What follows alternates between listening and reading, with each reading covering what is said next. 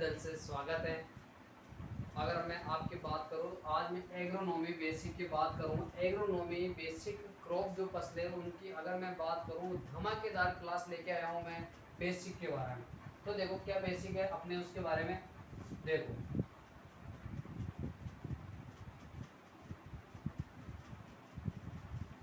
Crop basic,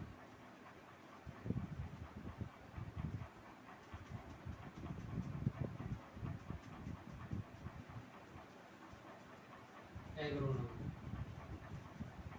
ठीक। देखो अगर मैं आगे बात करूं तो देखो आगे होता है क्या अपने पास अनाज वाली फसलें। आगे बात कर लेते हैं अनाज वाली फसलों का।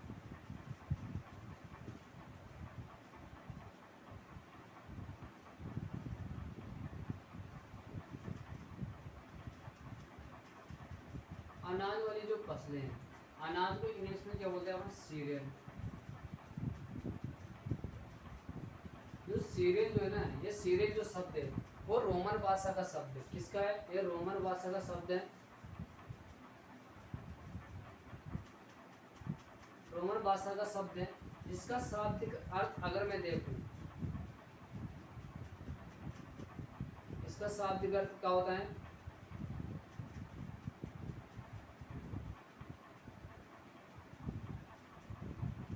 गोडेज,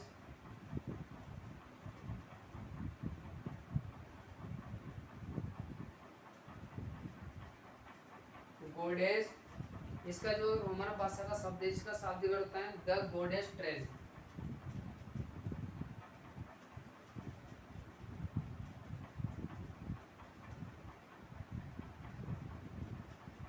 ट्रेन, अगर मैं इसे हिंदी में कहूँ तो भगवान का दाना।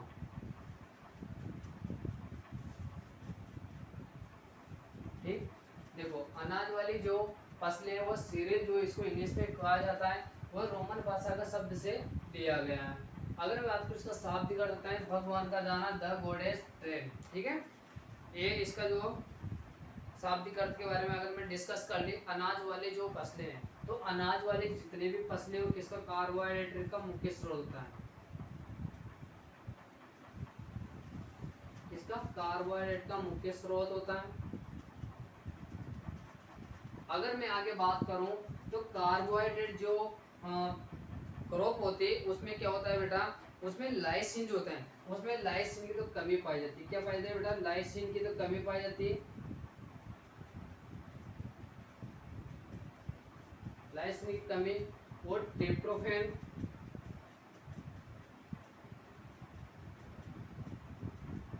एवं ट्रिप्टोफैन और मिथेनोन की अधिकता पाई जाती है।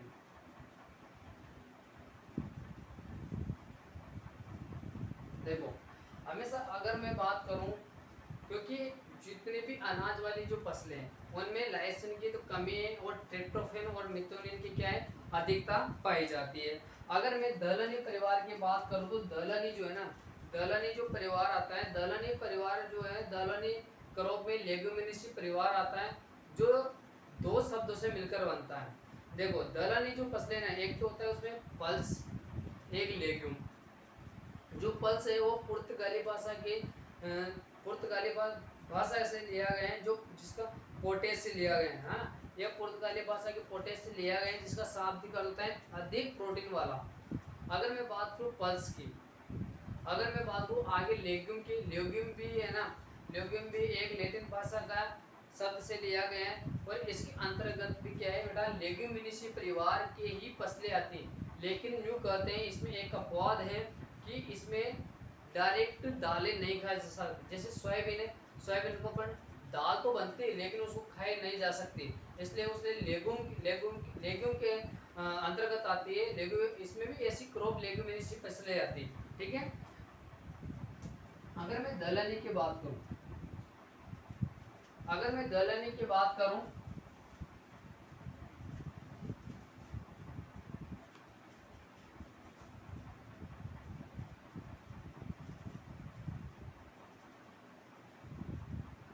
देखो पल्स,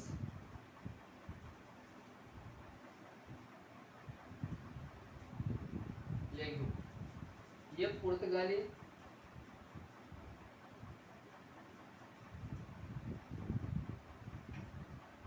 भाषा से लिया गया है, पोटे शब्द से, पोटे से लिए गए हैं, जिसका शाब्दिक अर्थ है क्या,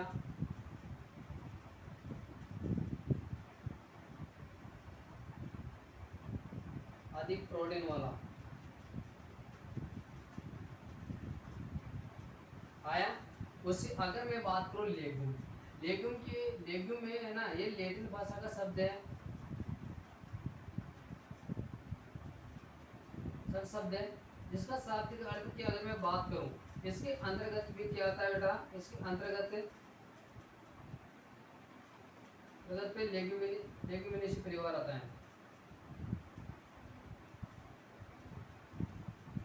लेग्यूमिनेसी परिवार आता है। लेकिन इसकी जो दालें तो बनती है, दाल तो बनती है, लेकिन खाने योग्य नहीं होती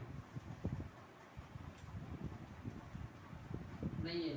जैसे उदाहरण एग्जाम्पल का अगर मैं बात करूँ, सोयाबीन है ना। अगर मैं बात करूँ दलहनी जो परिवार है, दलहनी जो है ना, उसमें लाइसिन की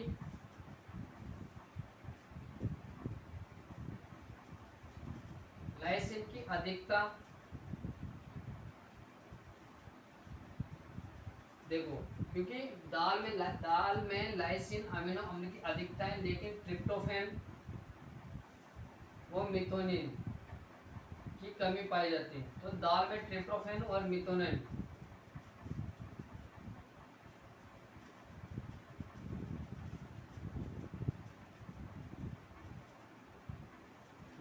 की कमी पाई जाती है।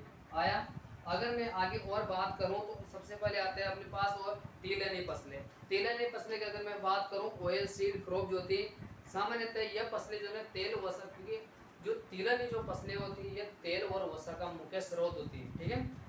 और जो हमारे शरीर में जो तिलहनी जो फसलें हैं, जो हमारे शरीर में वसा क्या काम करती है, ऊर्जा प्रदान कार्य, ऊर्जा वसा का प्रदान करता है। 1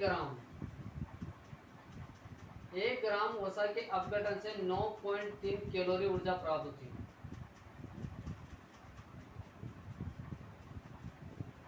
कितनी? 9.3 कैलोरी ऊर्जा प्राप्त होती है। अगर मैं बात करूं, वश्य अम्ल के आधार पर अगर मैं बात करूं ना, तो वश्य अम्ल के आधार पर 2 प्रकार से होता है। एक होता है संदृप्त वश्य अम्ल होता है, एक होता है असंदृप्त वश्य अम्ल होता है। अगर मैं संदृप्त वश्य अम्ल की बात करूं, तो वे वश्य अम्ल जो मानव के शरीर में कोलेस्ट्रॉल की मात्रा को बढ़ाता है, वह संदृप्त वश्य अम्ल होता है। असंदृप्त वश्य अम्ल होता है जो मानव के शरीर में कोलेस्ट्रॉल की मात्रा को न बढ़ाकर और हृदय रोगियों में तो सर्वोत्तम माना जाता है। अगला केस, वश्य अम्ल में लिनोलेनिक अम्ल पाया जाता है। अगर मैं असंदृप्त वश्य अम्ल की बात करूं, तो उसमें लिनोलिक अम्ल पाया जाता है। अगर मैं बात करूं आगे, तो हमेशा याद रखना, संदृप्त वश्य अम्ल होता है, ये हमेशा सामान्यतः ये वश्य अम्ल जो है ना, सूखे प्रकृति के होते हैं, जो पेंट, वार्निश आदि बनाने के लिए काम में लिया जाता है। अगर मैं एग्जाम्पल के आधार पर बात करूं, तो कुसुम है, सोयाबीन है, मूंगफली है, सरसों है, तिल है, इनका जो तेल होता है ना, वह पेंट या वार्निश बनाने के लिए काम में लेते हैं। अगर मैं बात करूं, जो असंदृप्त वश्य अम्ल होता है, इसमें लिनोलिक अम्ल पाया जाता है ना। और यह असूखे प्रकृति के होते हैं। कैसे असूखे प्रकृति के होते हैं? जैसे अलसी का तेल है, अरंडी का तेल है, कपास का तेल है, रतनजोत का तेल है। चलो लिख लेते हैं।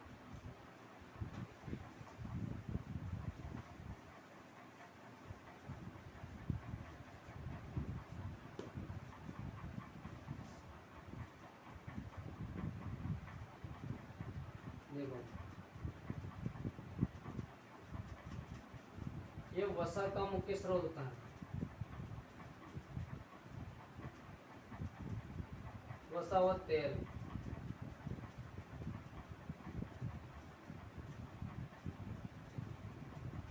स्रोत होता है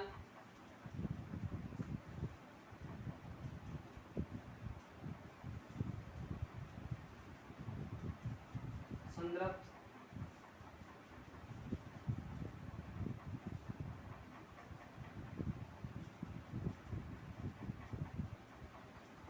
कोशम।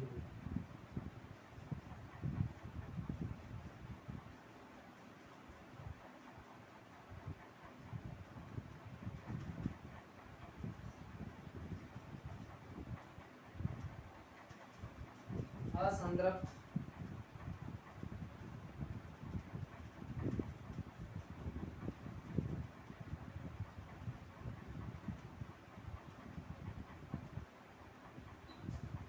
देखो ये कोलेस्ट्रॉल की मात्रा को बढ़ाएगा,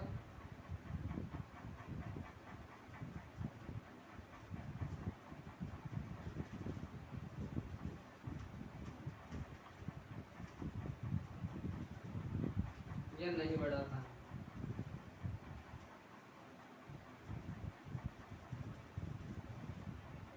हृदय रोगियों में हेतु सर्वोत्तम है। इसमें एक वश्य अम्ल पाया जाता है, कौन सा? लिनोलिक।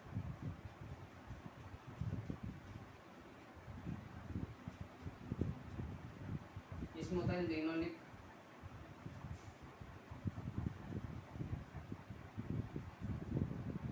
अम्ल होता है। अगर मैं आगे बात करूं, ये सूखे प्रकृति का होगा, सूखे प्रकृति का, ये असूखे प्रकृति का।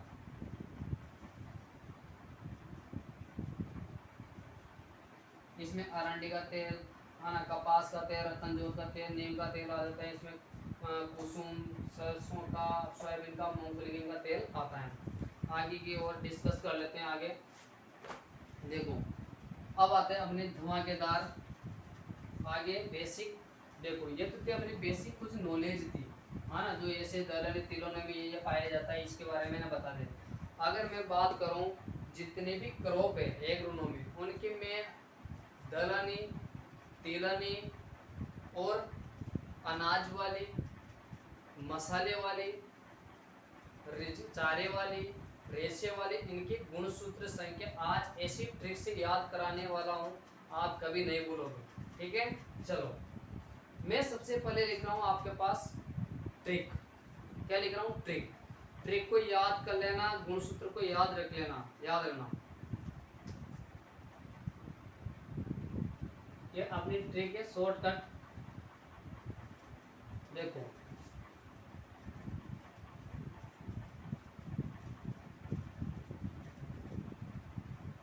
गुणसूत्र के आधार पर,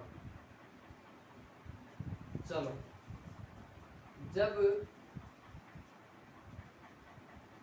जब एसएम ने एसआरके को तिलक लगाया तो क्या एसएमएस आया।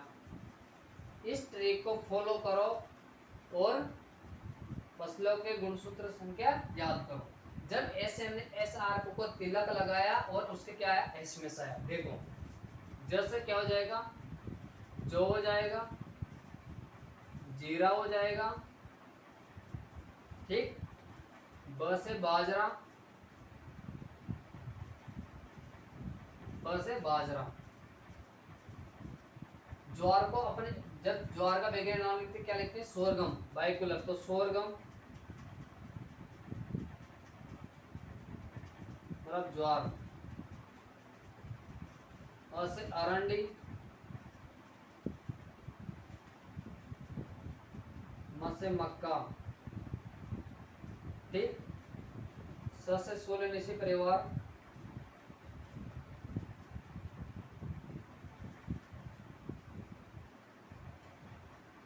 सोलनेसी परिवार। र से राइस मतलब चावल। क से कुसुम,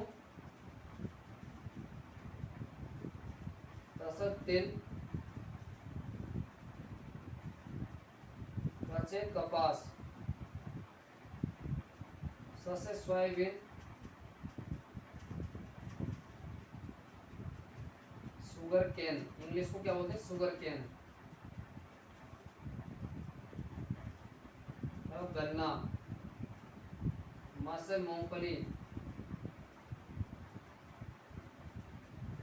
देखो इसमें होते 40 प्लस 40 कितने थे 80। तो गणना का क्या हो जाएगा 80 गुणसूत्र संख्या सोयाबीन में 2n बराबर 40 और इसमें भी 2n बराबर 40। चलो अब देखना मैंने यहाँ लिखा 14 मैंने प्लस 6 जोड़े थे कितने 20 में मैंने 4 जोड़े थे 24 और मैंने 2 जोड़े तो 26 और इसमें 40 40 80 प्लस जोड़ा तो 80। ठीक, इस ट्री को ध्यान से देख लो। मैं नाम लिख रहा हूँ अनाज वाली दलहनी तिलहनी कपास रेशे वाली है मसाले वाले मैं सबका नाम लिख रहा हूँ। उनमें इस ट्री को फॉलो करते हुए इनको ध्यान में रखते हुए अपन को लिखना है। ठीक है, लिख लिया। देख लो ध्यान से, जब ऐसे हमने एस आर को तिलक लगाया, अब जब तिलक लगाया तो उसको क्या एस में से आया, तो देखो जब से जो हो जाएगा जीरा हो जाएगा, ब से बाजरा। इनमें गुणसूत्र संख्या 14 है। जितने भी और बाकी है उनके पूरे बारे में अपन गुणसूत्रों की डिटेल से बात करेंगे। सारे यहाँ आ जाएगा, गुणसूत्रों को तो निपटारा ही खत्म है आज। देखो सोरगम बाइकुलर जो है किसका वैज्ञानिक नाम है ज्वार का, तो ज्वार को सोरगम को जो है ज्वार से बोलते हैं। तो 20 गुणसूत्र। अरंडी मक्का में गुणसूत्र संख्या कितने हैं 20, अरंडी में भी 20। एस आर के स से 16 नीचे परिवार हो जाएगा, र से राजस्थान, क से कुसुम, उसमें गुणसूत्र का 24। तिल और कपास, त से तिल और क से कपास, इनमें गुणसूत्र संख्या कितने 26 है ना। सोयाबीन और मूंगफली में 40 गुणसूत्र है। दोनों को जोड़ने पर अपने पास गन्ने की गुणसूत्र संख्या 80 हो जाएंगी। चलो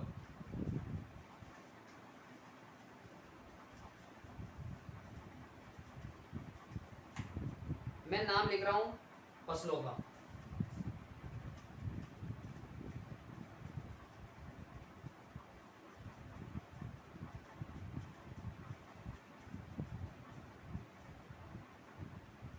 चलो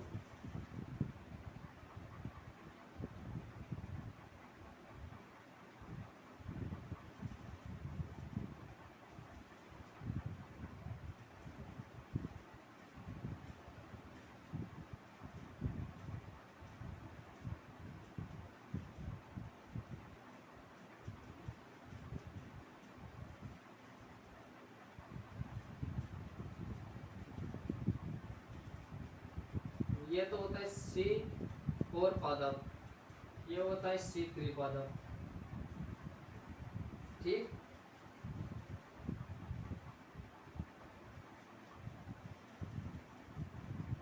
तिलहनी फसलें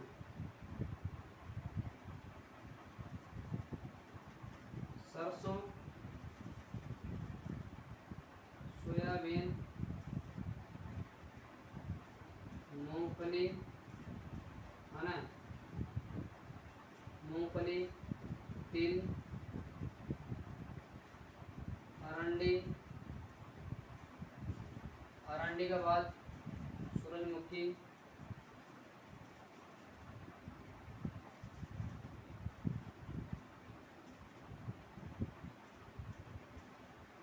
कुसुम, आगे आ जाएगा अपने पास सूरजमुखी, कुसुम, तिल, अरंडी, मूंगफली, सोयाबीन, सरसों, तिल है ना। ये शायद तिलहनी फसलों में। और आगे मैं बात करूं दलहनी, दलहनी फसलें। दलहनी जो फसलें हैं देखो आगे लिख लेते हैं खरीफ की। तो खरीफ के मूंग, उड़द, मोट, ग्वार, अरहर, चौला, ये तो सारी कैसी है खरीफ की। ये कैसी खरीफ की दालें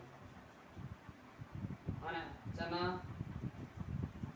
मटर, मसूर और राजमा, ये कैसी है रबी की फसलें।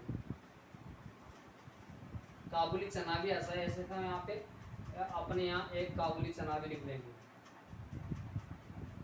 लेकिन वो एक के बराबर बात है, कोई दिक्कत नहीं है। अगर मैं बात करूं कैसी रेशे वाली,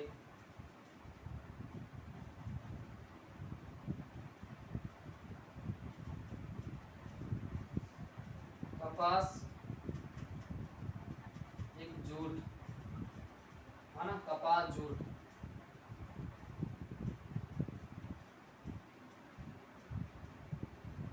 मसाले वाले फसलें,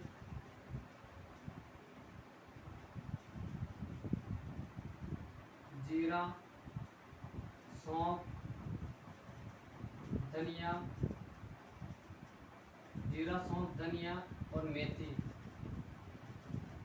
है ना ये। और एक थी अपने पास उत्तेजना वाली,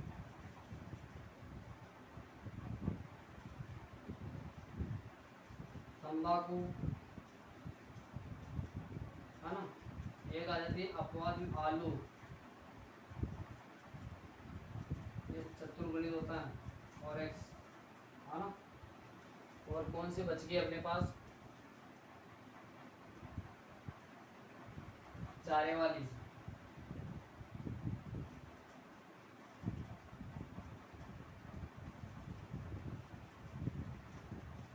बरसिम, रिजगा है ना। चलो, इसमें सारे जितने भी करो फसलें हैं इनमें गुणसूत्र संख्या बहुत आसान है याद करना, बहुत ही बढ़िया। चलो, मैंने आपको ट्रिक लिखा है उसको फॉलो करो सबसे पहले। चलो, आप उठाओ सबसे पहले जब को, जैसे जो क्या उठाओ 2n बराबर आप हम गुणसूत्र लिखते हैं डायरेक्ट 14। उसके बाद जब बस बाजरा, बाजरा में 14, बाजरा में गुणसूत्र संख्या कितनी 14। उसके बाद जो और जीरा, जीरा जो है जीरा आए जीरा ये रहा। एक जूट, जूट में गुणसूत्र संख्या कितने थे 14, ठीक, हम अपन बोल गए थे। उसके बाद आता है अपने पास जब एसएम ने, एसएम ने मतलब स से, एसएम ने तो स से क्या आ जाएगा अपने पास सोरगम, सोरगम मतलब ज्वार। इसमें गुणसूत्र संख्या 20, गुणसूत्र संख्या इसमें 20। एस एस एम, एस है अरंडी, अरंडी को उठाओ 20।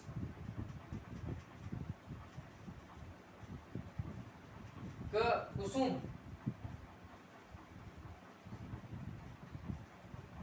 म से मक्का 20।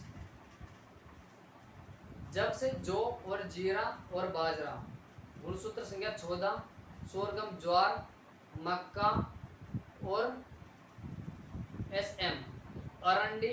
तो याद रख लेना है हमेशा सोरगम ज्वार है, मक्का है और अरंडे में गुणसूत्र संख्या 20 है। जब एसएम ने एसआर के, क्या है अपने पास एसआर के,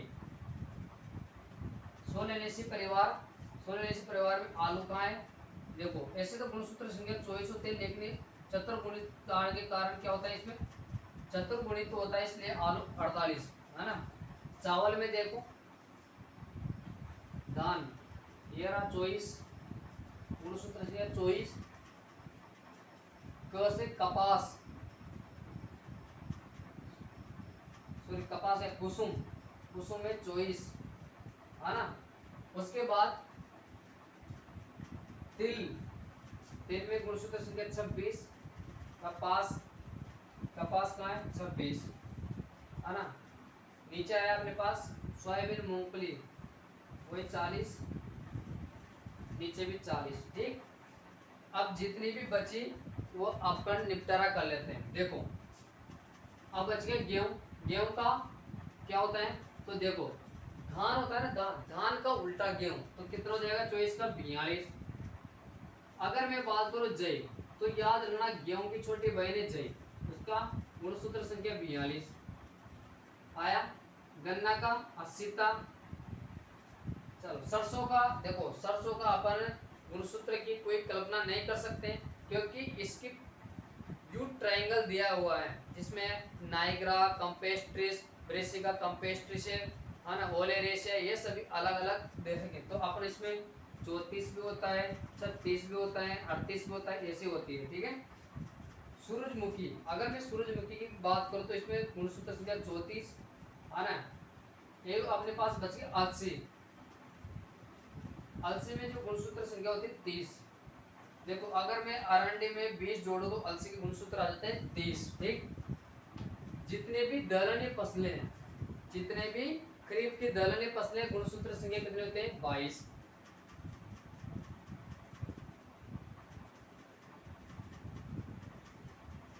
लेकिन ग्वार, ग्वार एक अपवाद, इसमें गुणसूत्र संख्या कितने हैं 14 और सब में क्या है 22।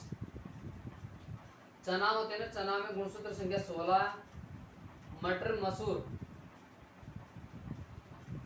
राजमा में 22, मटर मसूर में 14 गुणसूत्र संख्या होता है। देखो मटर मसूर में गुणसूत्र संख्या 14 है, चना में 16 है और राजमा में गुणसूत्र संख्या 22 है। ये तो हो गया दलहनी फसलों का निपटारा। चारे वाले में आ गया, कपास में 26 है, जूट में 14 है। ठीक। अब चलो सौंफ और धनिया में गुणसूत्र संख्या होता है क्या 16। क्या होता है बेटा 16। और मेथी जो होती है ना, मेथी, मेथी में गुणसूत्र जो संख्या होती है वो क्या, देखो हमेशा याद रखना है, जीरा में गुणसूत्र संख्या 14 होती है। जो सौंफ होती है ना, सौंफ में गुणसूत्र संख्या 22 है। क्या है, गुणसूत्र संख्या 22 है। अगर मैं जीरा की बात करूं तो 14 है। मेथी में गुणसूत्र संख्या अगर बात करूं तो 16 है। मेथी में गुणसूत्र संख्या कितने है बेटा 16 है। अगर मैं जीरा और धनिया की बात करूं ना तो धनिया में कैसे है 22। तो सौंफ और धनिया 22। देखो सौंफ और धनिया जो होते हैं उसमें गुणसूत्र संख्या 22 है, मेथी में 16 है, और याद रख लेना है। ठीक है। अगर मैं तंबाकू की बात करूं तो गुणसूत्र संख्या 24 है। बरसिम की अगर मैं बात करूं तो बरसिम और रिजका जो होते हैं ना, बरसिम और रिजका, उनमें गुणसूत्र संख्या होती है 16 कितनी होते हैं गुणसूत्र 16 होती है। ठीक है। ये अपने गुणसूत्र थे, आपको गुणसूत्र संख्या याद हो गई होगी। देखो जीरा में गुणसूत्र संख्या 14 है। सौंफ और धनिया, मसाले में सौंफ और धनिया होते हैं, सौंफ और धनिया, सौंफ और धनिया में गुणसूत्र संख्या 22 है। जीरा में 14 है। अगर मैं बात करूँ मेथी, मेथी में 16 है। आया। अगर मैं बात करूँ सूरजमुखी में गुणसूत्र संख्या 34 होती है। अगर कपास की पूछते कोई आपसे, कपास में गुणसूत्र संख्या 26 है। तेल में गुणसूत्र संख्या कितने 26 है, याद लेना। कुसुम होता है, कुसुम में, तो कुसुम में गुणसूत्र संख्या बता दो 24 होते हैं। अलसी में क्यों हमेशा याद, अरंडी में अगर मैं 10 जोड़ू तो अलसी के आ जाएंगे, क्योंकि दोनों दोस्त हैं। अलसी और अरंडी दोनों भाई नहीं आए। इसमें मैंने 10 जोड़ दिया, मेरी मर्जी से मैंने 10 दे दिया उधार, तो उसको अलसी हो जाएगी। अगर मैं अरंडी में 4 जोड़ा तो प्लस 4 जोड़ा तो किसका आ गया, तो किसका आ गया सूरजमुखी का आया, है ना।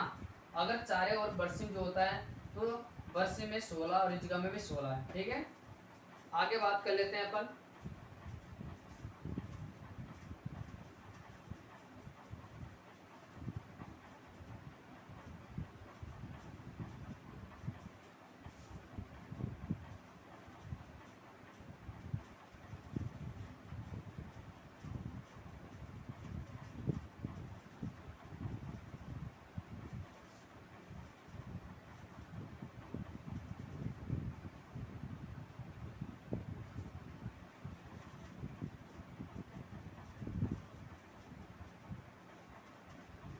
अगर मैं उत्पत्ति स्थान के आधार पर अगर मैं बात करूं,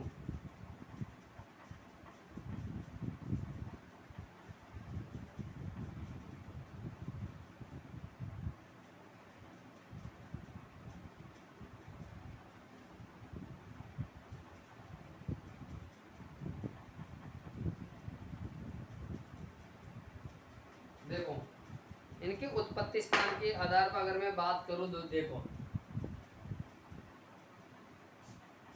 उत्पत्ति स्थान के आधार पर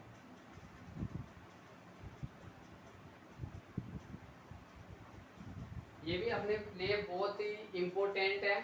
देखो ध्यान से सुनना, आपने सभी ने धान की खेत को देखा होगा, देख लेना ध्यान से, एक बार देखोगे कभी भूलोगे नहीं। गारंटी है। धान का पौधा सबने देखा है, धान की जब खेती करते हैं, पडलिंग करते हैं, तो उसमें अपन पानी भरते हैं, तो धान के खेत में हमेशा इस समुद्र के जैसे पानी भरा हुआ दिखाई देता है। कैसा? समुद्र जैसा पानी दिखाई देता है। देखो धान को मैं कहूँ सी, सी मतलब समुद्र की जैसा, साउथ ईस्ट एशिया, तो मैं कह सकता हूं दक्षिण पूर्वी एशिया।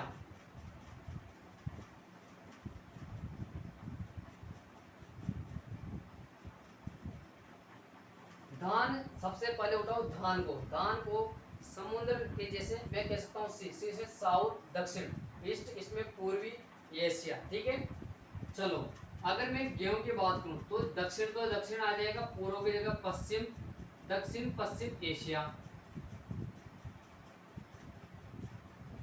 जो का इथोपिया,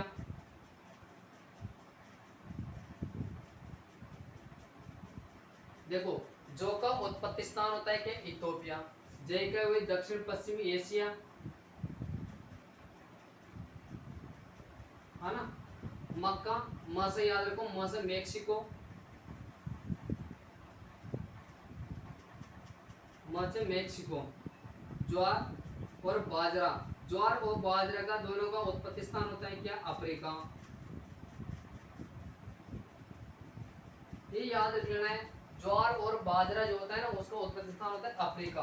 गन्ना, गन्ना का उत्पत्ति स्थान देखो दो जगह है, एक तो भारत भी है, न्यूगिनिया भी है, न्यूगिनिया भी है ना। तो याद रख लेना है, भारत भी, न्यूगिनिया भी। ये तो हो गया अपने पास C3 पादप, C4 पादप का उत्पत्ति स्थान का निमटारा। ठीक, अगर मैं दलहनी परिवार की बात करूं, एक तो छोड़ दो अरहर और चौला, क्या है? अरहर और चौला। अरहर चौला का उत्पत्ति स्थान होता है अफ्रीका। कहाँ होता है बेटा? अफ्रीका। ठीक, इसका तो फंडा ही खत्म। और जितने भी दलहनी बचने उनका उत्पत्ति स्थान होता है जितने पूरी भारत। क्या होता है उत्पत्ति स्थान? भारत। चना का उत्पत्ति स्थान होता है जहां गेहूं का था वही चना का है, दक्षिण पश्चिम एशिया। अगर काबुली चना होता है ना तो उसका आ जाता है काबुली अफगानिस्तान, है ना। मटर, मसूर, राजमा, तीनों का भूमध्य सागरीय।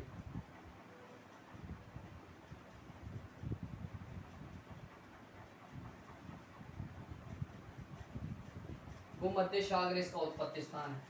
जितने भी खरीफ की जो दालें हैं ना उनका उत्पत्ति स्थान भारत होता है, लेकिन अरहर और चौला अपवाद है, जिनका उत्पत्ति स्थान क्या होता है बेटा?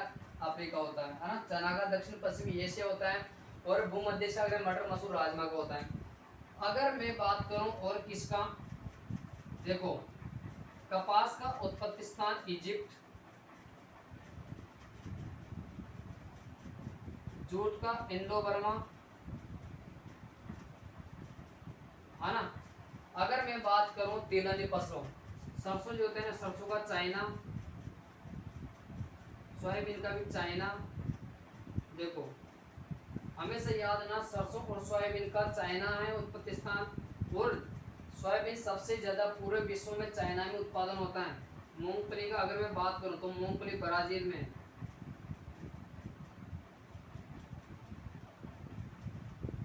कहाँ है? ब्राजील में। ब्राजील में तिल, तिल और कुसुम, तिल और कुसुम का उत्पत्ति स्थान होता है भारत। अगर मैं बात करूं सूरजमुखी का उत्पत्ति स्थान होता है यूएसए, है ना, दक्षिण अमेरिका।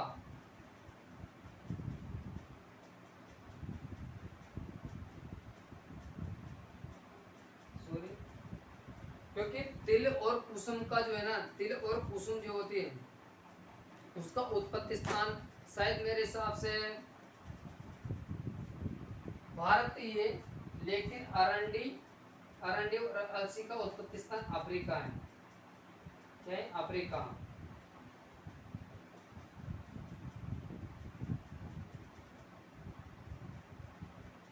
अलसी और अरंडी, अलसी और अरंडी का उत्पत्ति स्थान अफ्रीका है। रिजिका का उत्पत्ति स्थान होता है ईरान, बरसीम का इजिप्ट, है ना। आलू का स्थान पेरू या दक्षिण अमेरिका,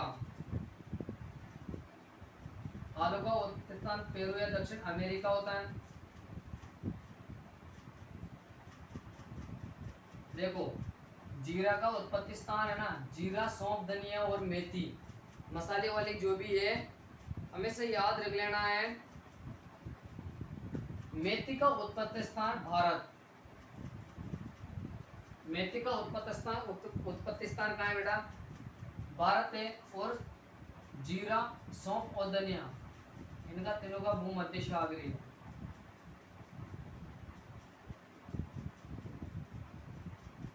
भूमध्य सागरीय है ना, याद ना। जीरा, सौंफ और धनिया, जीरा और सौंफ धनिया जो है ना, उनका तीनों का उत्पत्ति स्थान कहाँ होता है, भूमध्य सागरीय। मेथी का भारत है, याद रख लेना है। तो हमेशा याद रखना अफ्रीका किस किस का है, देखो अरंडी का है, अलसी का है। दूसरी बात इसमें आ जाओ, किसमें, अरहर चोला में आ जाओ, अरहर चोला भी किसका है, अफ्रीका है। और ज्वार और बाजरा भी अफ्रीका है। तो 6 जो है अफ्रीका में। अगर मैं बात करूं ईरान रिजिका का है, बरसिम जो है इजिप्ट का है ना, चारे वाले। कपास, जो कपास होता है उसका भी इजिप्ट है ना। कपास का क्या है, इजिप्ट माना जाता है ना, कपास का उत्पत्ति स्थान इजिप्ट है, क्योंकि इजिप्ट भी है और कहीं भारत भी आ जाता है कभी कभी ऑप्शन में, तो भारत भी इसका उत्पत्ति स्थान है ना। तो उत्पत्ति स्थान के आधार पर अपना पूरे डिटेल से मैंने आपको बता दिया है।